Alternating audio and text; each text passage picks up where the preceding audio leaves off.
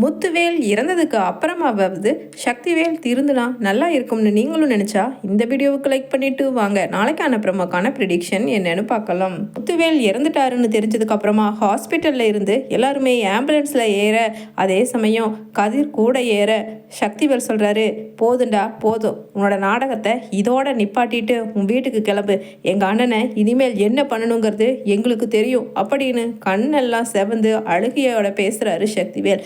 குமார், உன் பெரியப்பா கூட நீயே வாடா, ஆம்பளை புள்ள இல்லாதவர் அப்படின்னு சொல்லிட்டு சொல்கிறாரு மூக்க உறிஞ்சிக்கிட்டே சக்திவேல்.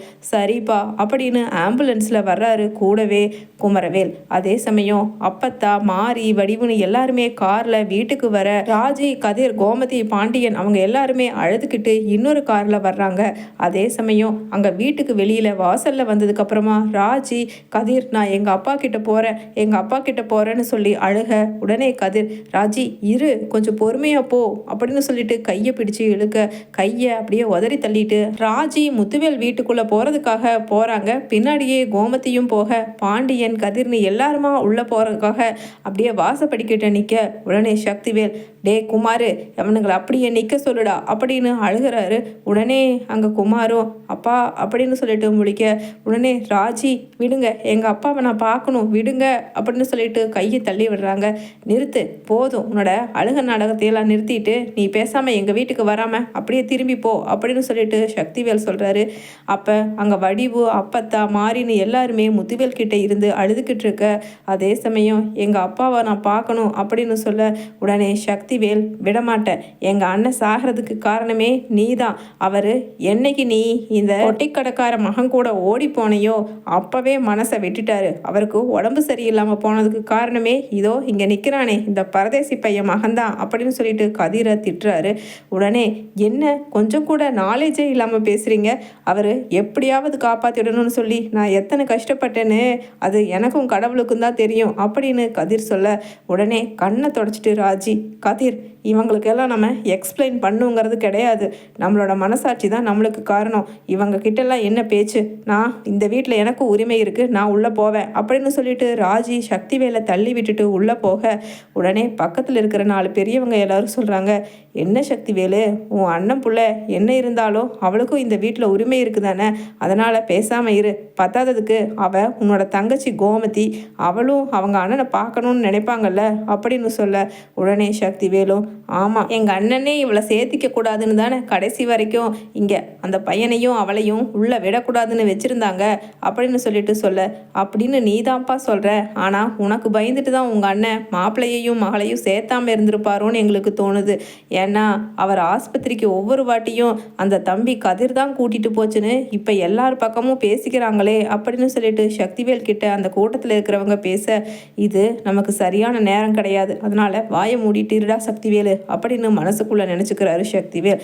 அங்கே ராஜியும் போய் அழுக, அதுக்கப்புறம் முத்துவேலோட பாடியை எடுத்துகிட்டு போய் அடக்கம் பண்ணுறதுக்காக கிளம்பிட, அதுக்கப்புறம் சக்திவேல் சொல்கிறாரு, அதுதான் எல்லாம் முடிஞ்சிடுச்சுல்ல, இனி கிளம்பி போகலாம் அப்படின்னு சொல்லிட்டு பின் கையை கட்டிக்கிட்டு எப்பவும் போல புத்தியே கொஞ்சம் கூட வராமல் கேடுகட்டத்தனமாகவே பேசுகிறாரு சக்திவேல். உடனே ராஜியும் சொல்கிறாங்க, இல்லை, எங்கள் அம்மாவை இப்படி நிலமையில நான் விட்டுட்டு போகவே மாட்டேன் அப்படின்னு சொல்லிட்டு அழுக, உடனே சக்திவேல், அது என்ன இத்தனை நாளாக உங்கள் அம்மாவை நாங்கள் தானே பார்த்துட்டு இருந்தோம், உங்கள் அப்பா இல்லைன்னா என்ன நாங்கள் பார்க்கவா மாட்டோம் அப்படின்னு குமரவேலும் அவங்க அப்பா பேசுகிற மாதிரியே பேச, உடனே நீ நல்லா பார்த்துக்குவ, நல்லா பார்த்து கிழிச்ச, இத்தனை நாளாக பெரியம்மா பெரியம்மான்னு பேசிட்டு இப்போ என்கிட்ட சொல்லும் பொழுது உங்கள் அப்பா உங்கள் அம்மானு பேசுகிறியே, இந்த லட்சணத்துலேயே தெரியாது நீ எப்படி பார்த்துக்குவேன்னு, அதெல்லாம் முடியாது, எங்கள் அம்மா கூட இன்னொரு 10-15 நாள் நான் இங்கே தான் இந்த வீட்டில் தான் இருப்பேன், என்ன கதிர் சொல்கிற நீ அப்படின்னு சொல்ல, உடனே கதிர் சொல்கிறாரு, கண்டிப்பாக ராஜி, இந்த மாதிரி ஒரு கஷ்டமான சூழ்நிலையில் நீ உங்கள் அம்மாவுக்கு துணையாக இருக்காமல் வேற யார் இருப்பா அப்படின்னு சொல்ல,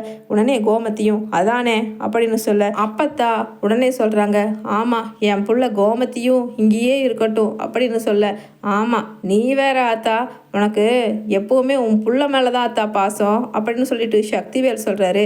டேய் சக்தி, உன் அண்ணன் போயும் உனக்கு புத்தி வரலையேடா அப்படின்னு அப்பத்தா தலை மேலே அடிச்சுட்டே சொல்கிறாங்க. உடனே சரி என்ன பண்ணுறது, இருந்துட்டு தொலையட்டும் அப்படின்னு ஆக்ரோஷமாக மேலே மாடிக்கு கிளம்பி போயிடுறாரு. அதே சமயம் அங்கே சரி அந்த பக்கத்தில் இருக்கிற ரூமை அண்ணன் யாரையுமே திறக்கறக்கு விடாமையே வச்சுருந்தாரு இத்தனை நாளாக. அந்த ரூம்குள்ளே என்னடா குமார் இருக்கும் அப்படின்னு கேட்க, அப்பா எனக்கும் அது ரொம்ப நாளாக தான்ப்பா டவுட்டு. ஏன்னா நான் சின்ன வயசுலேருந்தே அந்த ரூம் கிட்டே போனால் பெரியப்பா, டே குமார் அந்த ரூம்குள்ளெல்லாம் போய் விளையாடக்கூடாது, வெளியில் வாடான்னு சொல்லி அவர் வெளியில் வந்த உடனே ரூமை லாக் பண்ணிடுவார். எனக்கு தெரிஞ்ச அந்த ரூம் ஓப்பன்லேயே இருந்ததே இல்லையேப்பா அப்படின்னு அங்கே குமரவேலு சொல்ல, அது இத்தனை நாளாக அண்ணனோட கண்ட்ரோல் இருந்துச்சு, இனிமேல் அது என்னதான் இருக்குன்னு நான் உடச்சி பார்க்காம விட மாட்டேன்டா குமார்.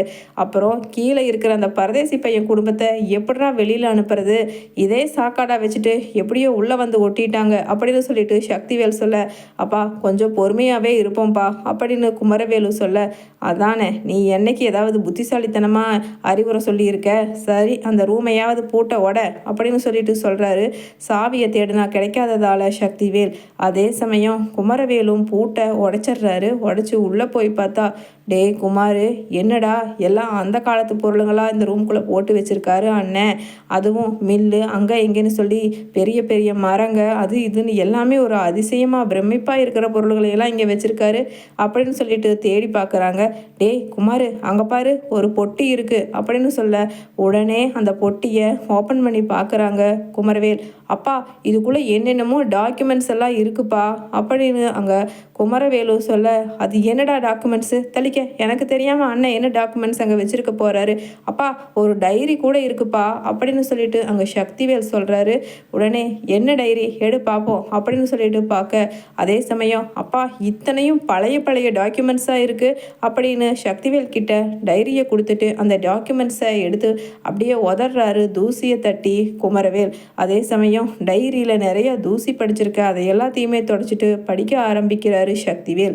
நான் இதில் எனக்கு முக்கியமான கோரிக்கை, நான் இல்லைனாலும் எப்படி எப்படி இருக்கணும்னு சொல்லி நம்ம குடும்பத்துக்கு வேண்டியதை எல்லாத்தையுமே நான் பண்ணியிருக்கேன்னு சொல்லி இதில் எல்லா விழா வாரியாக கொடுத்துருக்கேன். அதனால் நான் இல்லாத இடத்துல இந்த வீட்டோட தலைவனா நீ சக்தி இந்த டைரியை எடுத்து படிக்கும் பொழுது உன் அண்ணன் நிச்சயமாக உயிரோடு இருக்க மாட்டேன். அதனால் உன்னோட கடமைகளை நீ கரெக்டாக பண்ணிடணும் அப்படின்னு சொல்லிட்டு அங்கே படிக்க ஆரம்பிக்கிறாரு சக்திவேல். அங்கே முத்துவேல் எழுதின டைரியை அதில் பார்த்தா, எல்லா சொத்தும் நான் உன் புள்ள குமரவேல் பேரில் தாண்டா எழுதியிருக்கேன் அப்படின்னு சொல்கிறாரு. உடனே கண்ணில் தண்ணி வர, அண்ணன் சொத்து முழுக்க உன் புள்ள பேரில் எழுதிட்டேன்னு சொல்லி என் பிள்ளைய நீ அவமானப்படுத்திடாதடா குமரா, நீ தாண்டா இந்த ராஜியை பார்த்துக்கணும் என் புள்ள ராஜியை அப்படின்னு சொல்ல, அது மட்டும் இல்லைடா சக்திவேல், நான் இனிமேல் சொல்ல போகிற ஒரு உண்மையை உன்னால் தாங்கிக்க முடியுமா முடியாதான்னு தெரியாது, ஆனால் அதை தாங்கி தாண்டா ஆகணும் அப்படின்னு சொல்லிட்டு முத்துவேலும் சொல்ல ஆரம்பிக்கிறாரு டைரியில். ஆமாம் ராஜி என்னோட புள்ள கிடையாதுடா, உண்மையிலேயே உன்னோட புள்ள தாண்டா. ஆனால் அவள் கதிரை கல்யாணம் பண்ணிட்டான்னு சொல்லி என் பிள்ளைக்கு நான் சொத்தில் பங்கு கொடுத்துடுவேன்னு சொல்லி நீ அவளை என் கூட சேர்த்த விடாமையே பண்ணின. ஆனால் உண்மையிலேயே அவள் பிறந்த நேரத்தில் நீ உயிரோடு இருக்க மாட்டேன்னு சொல்லி ஜோசியர் சொன்னதால் உனக்கு பிறந்த குழந்தை செத்துடுச்சுன்னு சொல்லியும் அந்த குழந்தைய வடிவு வேற யாருக்கும் கொடுக்க வேண்டாங்க, நாமளே தத்தெடுத்து நம்ம வளர்த்திக்கலாங்கன்னு சொல்லி அந்த குழந்தைய வடிவு தான்டா ராஜியை உன் குழந்தைன்னு தெரிஞ்சும் நல்ல முறைக்கு வளர்த்துனா. மனசாட்சியை தொட்டு நீயே யோசிச்சு பாரு, வடிவு அவள் குழந்தையே இல்லைனாலும் உன் குழந்தை தான் அப்படிங்கிறத வெளியில் காமிச்சிக்காம எத்தனை கஷ்டத்துலையும் அந்த குழந்தை ராஜியை வளர்த்துருப்பா. அதே சமயம் உனக்கு மட்டும் ராஜியோட ஜாதகத்தினால உனக்கு உயிருக்கே ஆபத்துன்னு தெரிஞ்சிருந்தா நிச்சயமா ராஜியை நம்ம வீட்டில் இருக்கிறதுக்கு நீ விட்டுருக்க மாட்டடா, கொண்டுட்டு போய் அநாத ஆசிரமத்தில் கூட போட்டுருவேன். அந்த அளவுக்கு கல்லஞ்சுக்காரன் தானடா நீ, உன்னை பற்றி தெரியாதா? அதனால தான் நீ பிரியப்பட்டபடியே சொத்து முழுக்க உன் புள்ள குமரவேல் மேலே நான் எழுதிட்டேன், எனக்கோ இல்லை என் புள்ள ராஜிக்கோ எதுவும் வேண்டான்னு சொல்ல அதை பார்த்து அழுகிறாரு சக்திவேல்.